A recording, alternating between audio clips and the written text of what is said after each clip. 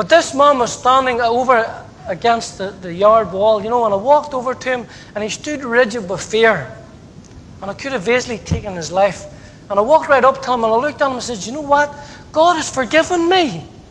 And I said, I forgive you too for what you done. And I says, nobody here is going to touch you. And I says, you're a free man to come out to exercise.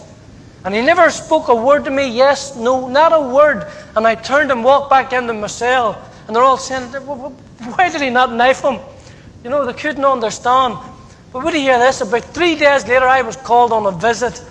And I went out to visit my mother. And this man was on a visit with his mother.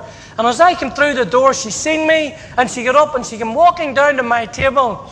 And so I stood up and she put her arms around me. And she says, David, I want to thank you for forgiving my son. She says, I know what he done. And she says, I'm ashamed.